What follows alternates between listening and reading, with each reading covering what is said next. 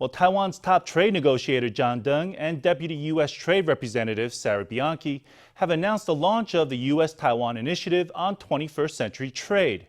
The initiative is touted as a major trade breakthrough for Taiwan and the U.S. and as an opportunity for Taiwanese businesses to expand their global reach. Deng says the initiative could pave the way for a bilateral trade agreement down the line. After decades of waiting, Taiwan and the US have finally made a major breakthrough on trade and economic relations. On June 1st, Minister without Portfolio Deng and Deputy US Trade Representative Sarah Bianchi held a video conference to announce the launch of the U.S. Taiwan Initiative on 21st century trade.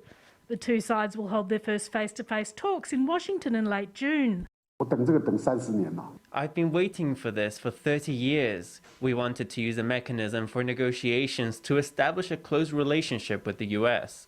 The initiative covers 11 trade areas, including trade facilitation, regulatory practices, agriculture, anti-corruption measures, small and medium-sized enterprises, digital trade, worker-centric trade, environment, standardisation, state-owned enterprises and non-market strategies.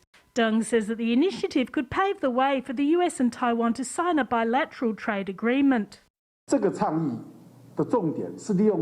initiative's focus will be using an approach like stacking building blocks to promote the negotiation of an agreement. It covers all the important elements of a regional trade agreement. When the time is ripe, we will have an opportunity to complete in a very short time a Taiwan-US free trade agreement, which we all have been hoping for. This is tantamount to a stepping stone. After it opens up Taiwan-US trade, we will have an advantageous position in trade and economic relations with other economies and nations, especially in the area of automated customs clearance and tariffs.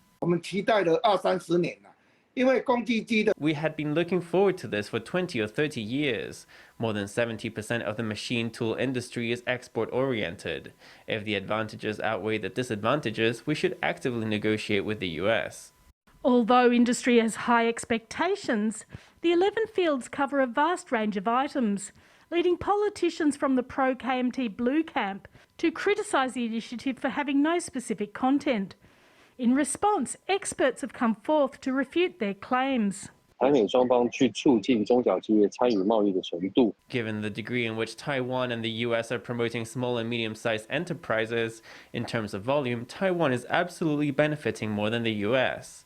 With our current position in the global supply chain, I don't think we need to worry too much about being oppressed by the US. Taiwan and the US have launched the initiative, which could be a warm-up before signing a bilateral trade agreement. Industry representatives say they look forward to such an agreement being signed to enjoy lower tariffs and a big boost to competitiveness.